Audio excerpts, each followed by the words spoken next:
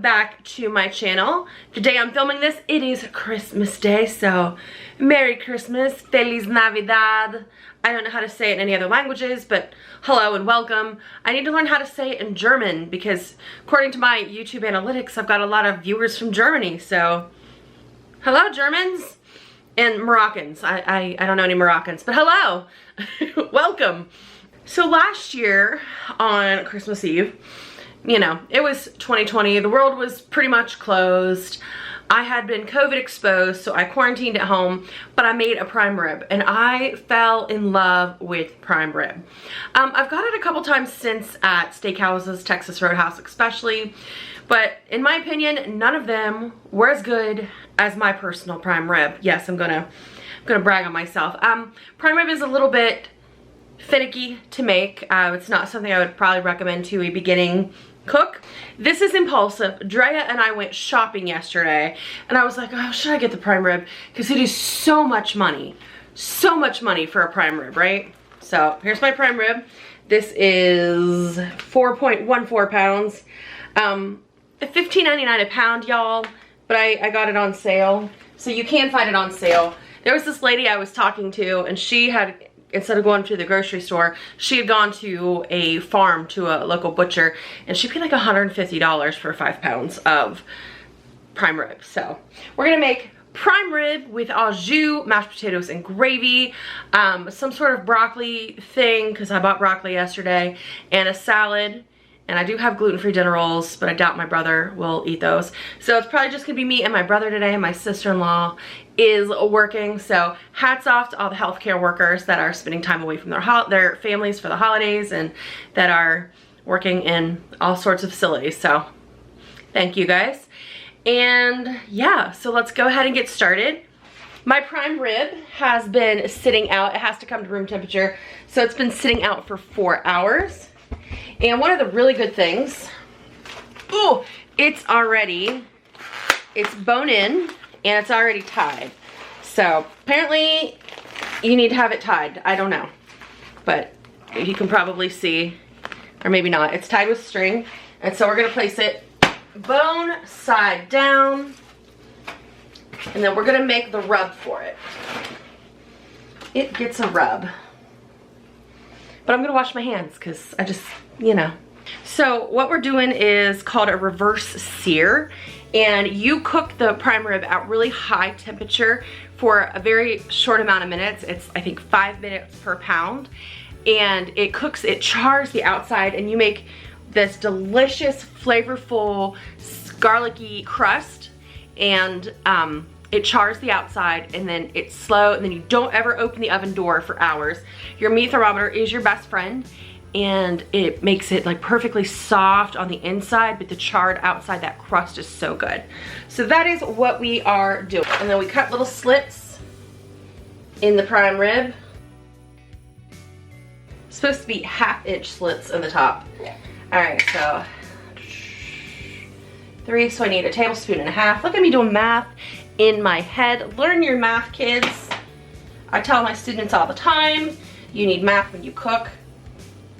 I talk about cooking so much, I think a few of them like cooking, so I'm hoping that maybe if they enjoy cooking, maybe they go to our, I don't see the name of it, like trade school for high school. Yes, that's pretty good. They got a really good culinary arts program. So I would like to see kids go there. Or do whatever they want to do, you know, just do something that makes you happy and makes money. That's what's important. Okay, next thing I'm gonna do, I'm gonna go ahead and make the rub. I should probably wash my hands again. All right, we need 1 tablespoon, here's my tablespoon, of dried thyme. And then this is a life hack. If you are a person with attention issues or ADHD like myself, if I've used it, it goes on the other side. I have to do the same thing with my medicine. If I've taken that day, it moves to the other side of the counter, so I know. All right, and after that, we need 1 tablespoon of dried rosemary. And we need 1 tablespoon of pepper. That's a lot of pepper. Really, that's a whole tablespoon? It is. I am using this recipe from foodieandwine.com. It's the same one I used last year and it's really good. A tablespoon of onion powder. And a tablespoon of garlic powder. Boy, I have a little bit of a mess here. And a tablespoon of salt. A whole entire, 2 tablespoons. 2 tablespoons of salt. That's crazy. So this is our spice rub. I'm just glad that you guys work, because when I was trying to, you're on my ring light on my tripod, my Canon camera, which is what I use, it's a expensive for me camera. It took a tumble from like 4 feet to the ground, and then the shutter wouldn't close, and I'm just glad you're working. So knock knock, fingers crossed that you keep working and recording. So wouldn't want to have to replace you already. All right, we're going to give the prime rib a make sure, because I realize when I cook some of my videos, like I block myself out and then I end up having to cut stuff because you can't see. So we're going to just rub-a-dub-dub. Rub-a-dub-dub in the tub. Push that garlic down in there. I'm not bothered by cooking beef today, so that's good. Maybe because I like prime rib a lot. Massaged. And let's do our spice rub.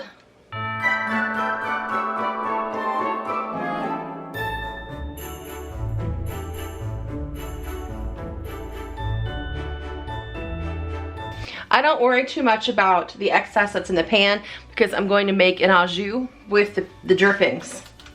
Hopefully going to make an au jus, because guess who didn't bother to check and see if she had all the ingredients? Me. No. I'm gonna let the prime rib kind of rest in its seasoning, rub, spice blend, sort of marinade, while I preheat the oven to 500 just so it has extra time with the garlic and all those spices. And I'm gonna clean up my mess. So see you in a bit. All right, it is time to put it in the oven. I have the meat thermometer in, and I have the meat thermometer set to 115 degrees, which is actually pretty low, but you do have to take it out and let it rest while you cook other things. So the temperature will rise internally. I think I'm going for somewhere between a rare and a medium rare, so high 120s, low 130s in temperature. All right, let's do the darn thing. Whew, that is hot, hot, hot.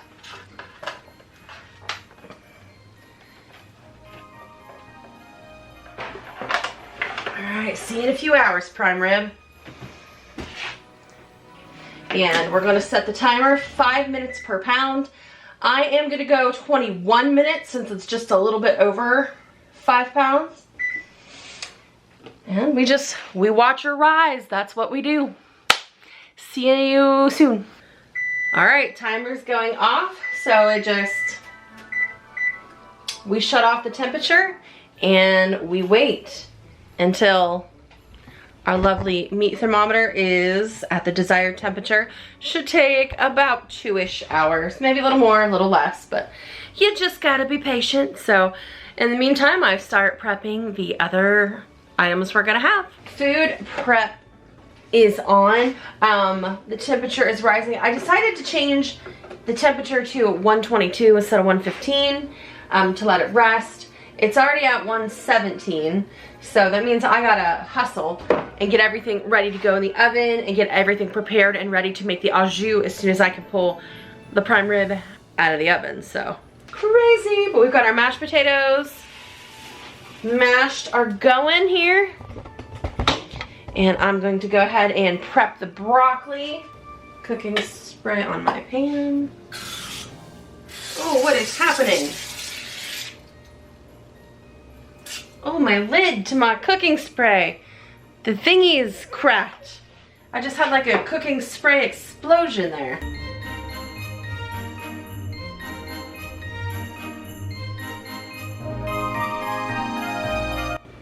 How do you look, my darling prime rib? Oh, you look gorgeous. Oh, I need a tooth. I'm gonna have to have a 2 things. Oh, it smells so good. Come out, my darling prime rib.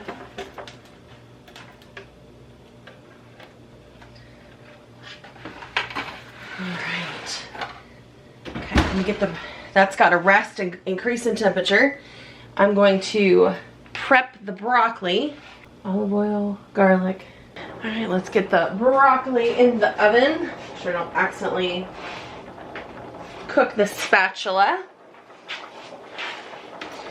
The beef is rising in temperature. I might have to put it back in the oven until my brother gets here because it cooked a little faster than I anticipated. 11 minutes on the broccoli. I'm working on making the au jus right now. I have butter melting and beef drippings, and then I gotta grab some other things. Some other things to make that au jus. And then while that's going, I will get potatoes. I need a bigger kitchen, honestly. To do all the things, I need a bigger kitchen. Do I have soy sauce? I do. Gluten-free soy sauce for the win. And how much do I need of that? Well, I messed up a recipe. I can fix this. I can fix this. So, I need another tablespoon of flour. What happened is they listed 2 different recipes, and I was gonna make one, but I started making the other one, so it's okay. I can fix this. This is an easy fix. This one's for me. This is stressful.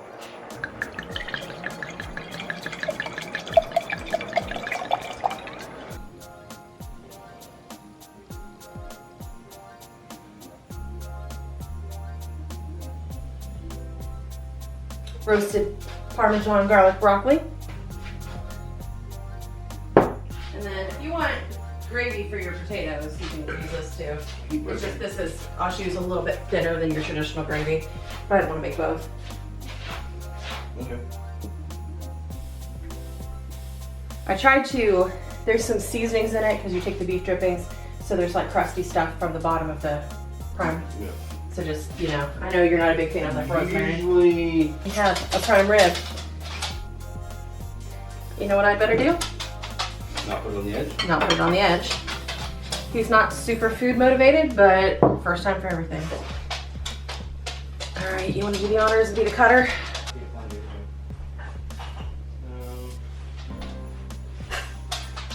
Because there's the bone, so I think it's like, normally you slice it like this. Oh, dude! Explosive. I wasn't expecting that. Yeah, because you're gonna slice across big and long. If I cook, I don't want to slice it too. Oh, that looks perfect. Meat Probe did not let me down.